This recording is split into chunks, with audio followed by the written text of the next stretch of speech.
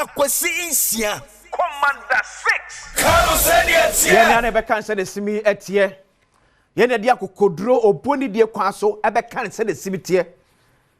last week manager pa semu amampere His Excellency John Dramani Mahama Asia the executives of Ghana Journalists Association or the two amanim said the rate at which a 10-year adoso ye dwuma mu no e too much e ye me de sema pani adwea baso say His Excellency John Dramani Mahama na adwea abaso say a 10-year we ye dwuma ye from bloggers to traditional media practitioners. So it's good. I believe say a free net echo ye best sanitize system no uno bi nya adwena nya atam didie semeni ampadu nya adwena enya fra me koso pa no me kire die nti ampadu me no nya adwen. We sit in a country where we hail journalists a TV new radio so a team penifo atem thinking said they are our heroes. We believe say our politicians yes just Asem Trefo in Echino you will learn something out of it. Obinya twetwa buanya phone ketwa ba ko bia enya internet gusua office yoga tipen fatem sa ya me fa bone che ma ominya mache ominya akwa ba Asem Yi Di Ka bre na adru so no ye for na sekese koma ye proud sponsor Kingdom garlic bitters and a Kingdom garlic capsules edu papa edrowi ebradi nyame Obani amufa nyame nhirawo nyame wonye okese akoma pa no odo ya wo ma Ghana ne hyenti nyame to ensupa enwu oniema wo yeso ne nyina ye adwuma baako obi opeto paye obi pensuo ne nyina Kingdom edrona e fruit nwe so bepe onaso ase say malaria wonu mato na ntimi didi eye de mekan majade Kingdom garlic bitters Kingdom garlic capsules Ghana super drugstore bia me kombia ya ton Kingdom nem bi wo hodom open the door to afre 0275 804 064 0275 804 064 and 0302 938 153 0302 938 153 Kingdom was no challenger. Omna so yasne emiade Asem Yi Di Ka dwumadi ebro. And na pekwe bedi eyetiawa about Jenny. Na last week na me hu adibe. But mo sane ba akuafo no video no fama me. Se Ghana akuafo a edo Jenny esu etepentenkwa. Se adania Jenny ya omudua no se ya na esei. Because ya pene ama ho kwan ama ye kra Jenny dodo de free nkrofo ama so ba ye mayimu ena no so ne boa no so ewo fom eti eku Ghana for de no ye hwe Ghana for nsem bia wo de tu ja wo na dua Jenny bi e wo ye mayimu nti yeso sisi a na edi ko market ho no enko maye edi whole Ghana sisi a udi agogo Jenny no koto ho se na se enche kwa more than 1 month ebegu ho kra bona 1 month ohun foso bia ewo Nigeria Jenny na bae no na ma weni na ba na Nigeria die na mba yanim se ka waye dia ka mbeto amaye so onye ka bebre mi se Ghana company for se omo he so omo mbo ye na adwuma na koso maye Chairman Aono Neda Asante Achim North Onion Farmers Association anon Moro Adamu enso de nsem se eto aban nanim mesre pedinfo Ghana pedinfo se omo mbo ye omo mbire ko mbe se 2 months na 3 months ko anwa de so pian de no bia ma se tene go hoyi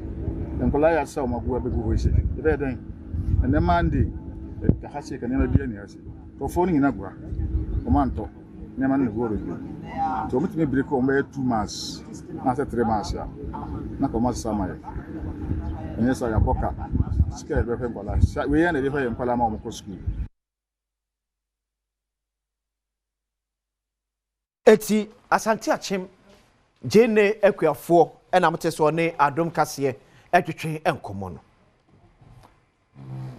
your challenge be a what yen sem na me do be call through ye some data be about Ghana ye jene ejia ene se ne jene how do a Ghana akuafo etimi ejia e wo ye man emu akuafo ye wo Ghana ye do jene dodu omutimi ejia ene jene free amono ne eba ene dienti e bepem na Ghana akuafo edo jene se de akra na esei o haw ne ye de na no akwa wie the chief of staff Orejilo Zebra weekend and some of the tuja about growing Ghana some gidi say what and pay on media review near catch say for America buy say and one na or the boa Ghana free no wajai etishaade 2022 ye grow ye gene production ekwanim ye pa amafe ne etimi eti about 151,000 metric tons we are domestic Ghana gene ya ne adua eno no ye nya asase yantambe se 8,304 hectares ena di adua sa gene. Now on average from 1990s nyina just your tons per hectare kwana equator ranging around 18.2%. Jene ya yakra edipa yemamu na it was 62,500 tons. Shadio jene ya yakra ediba omemu about 62,500 tons, most especially from Niger. This is in 2023. It's very kaka to Ghana dia yejia 151,000 metric tons. And yakra 62,500 metric tons. But 70% of this 151,000 essay because any baby ya be krano 70% of 151,000 metric tons of gene ya ejia or ya memu essay at the kraden abaya den at the amount. Eti akuafo yi do mo pa eti ati se de akuafo no ekan se ene Niger for gene no e na abaji hini e wo Ghana wo yi se one omo price e wo fom a omo gauta Ghana ba o ba bia wo store no eti o steady market no okay Ghana se ko betim de akọ e bia de be se 15 bags e ko e be san no 15 na ba no agi diska no akọ but Ghana ni na wo dua gene wo Ghana no o dua 151,000 metric tons no 70% asem because oni ba bia o be kra no. Mam, the next slide. The next one. Ojia no. Oni ba bia o be kra. Oh, mama, December to January to we no. Yes. Now, right your production kasa season no enie. So she ma akọ estimate tifiri man temu a every January to April ana ye gene dua eba pa eso ye ede maye. Enti every January ebesi April no ye gene dua akosoro. Eti Ghana ni ehwe no mu se okodwamu a gene bo be den ebeba fom. Babadi ka count because odu kuani no ba bi obekora gene no edi enti ni gene bebra wodwe nyina no esai etebadi ya ba bedu awran be se December na se ebi ama September ye womu ye bia asha asase e fade out kakra bi na e wo wodom no na ama Ghana de no aba ba eden because kakra na aka no so obi akopre ho no obi a kire de mam na so na me kire ayefo ade bi david ko good ahaya eti ye how no enyina ani o how kese ye wo e wo gene edua ne ho e wo Ghana eni mame kwa amasna mko di komo yi emra meni eye kuani ba ko no so edua gene e wo man mu aye fe no eye Innocent agbalanyo ekodi ekwo. Innocent, good morning. Morning. Boko de Yami adom. Die ne man ye den se mu betimi akora gene dodo na mudua e wo man mu. Say gene no de say yes we betimi akora na say de Di Ka atia watifo. Yeah, that's it. Say obi bia oti Adom TV bia na Adom FM bia no. me mo bibia achen ena no pai na me ba wa asem no bisare me so a de be ma timi akra ejini no ewo mamu ne se ye ni baby potin a se de ye krofo no omo ewo baby ate se omo tuje no omo timi store wo ho be 3 months ana 4 months asa no mo de aba omani mu eno ye ni baby wo asa eti no se udu ejini na se time ne so na ko ba se se wutu a ope se wutu because one to a say ewo efom ho esa se woni baby potin a obetimi akokora je no ewo ho enti na age se wutu ne sa price ne yo price ne nyo se wutu enti na no so ya de a ehaye o man mu pa okay binim se Nigerfo no ene ha mo ye pa Nigerfo no bo no ete se ya muntimi match omo ya se Ghana de no ebo de che Niger de no Nigerfo no unse sade meti o kasam udi kan no wa store ho ena ode ba okay enti ono ba obeti price ne so okay sebe obeti me nya ne sika na ode akọ ena Ghana ha so yes expenses na ye di putu ewo afu ni mu no expenses no enema no ewo soro afu ni ho materials ho enema no ewo soro enti na ko ba sa no a esese otimi so nya price bia o etimi ato se de be ya e ka na wa bo waduma ne ho no ebetimi aboa ye kono te se petrol se mu imu super se no ansa no ube ye fu wane ka ube to super e di abono na this year so ni to no e wo fom nti so bo ne sa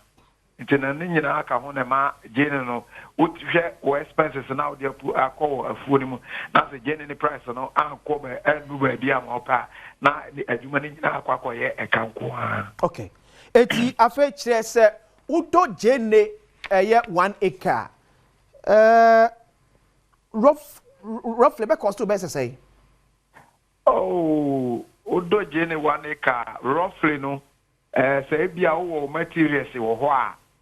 awo ye wo de ya roughly no crop be ka so rough calculation ya je unya be from 2005 20,005 eko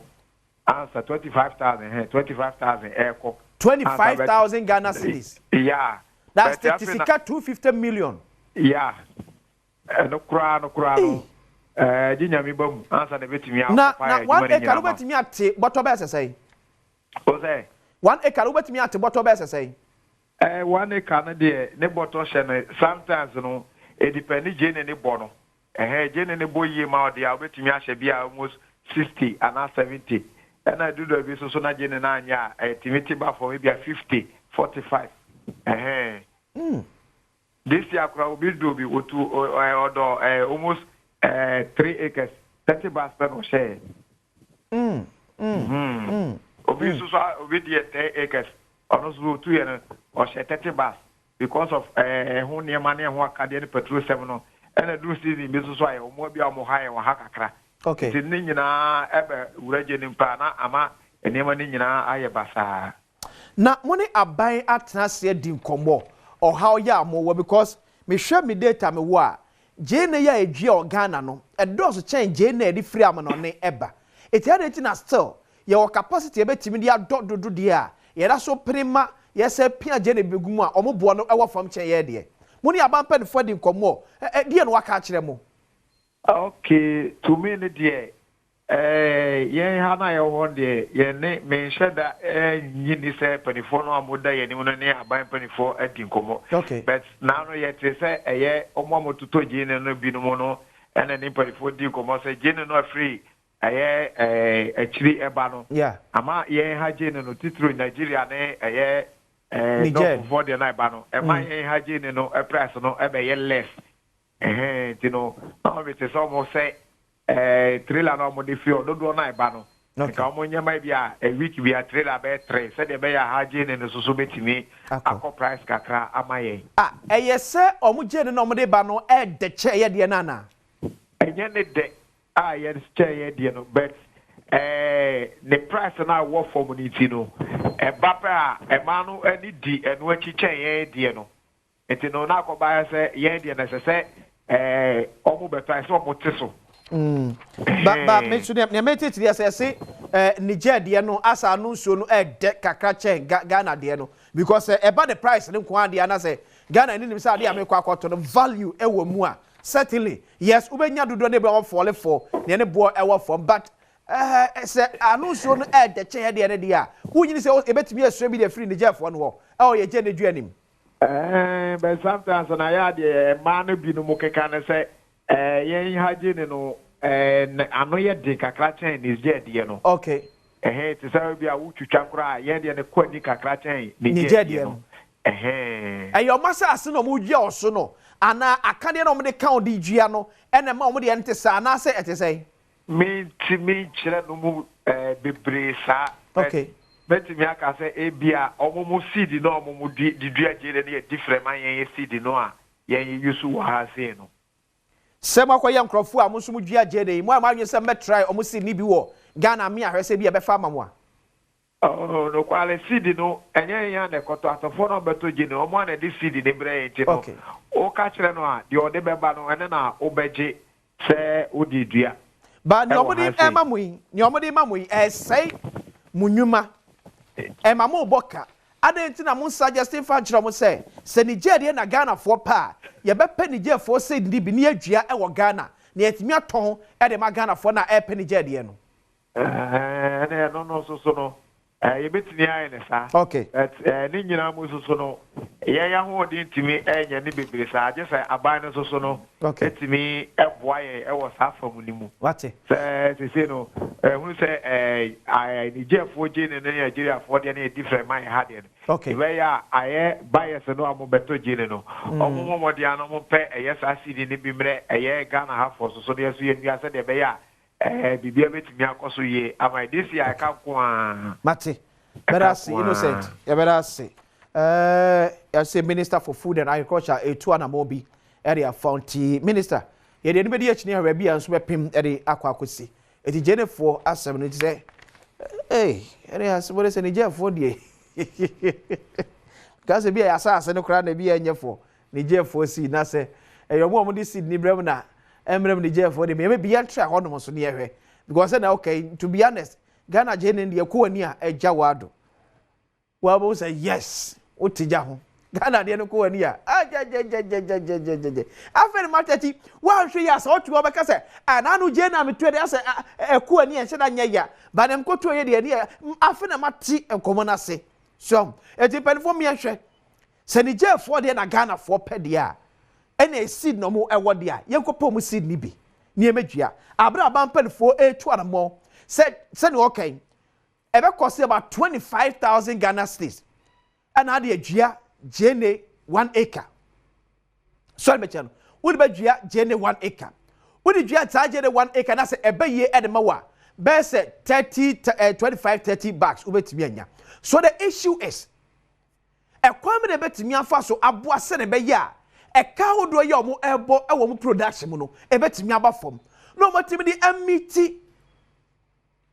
ebo na Nigeria for ede eba no because menyini say Nigeria economy no e far better chain Ghana sa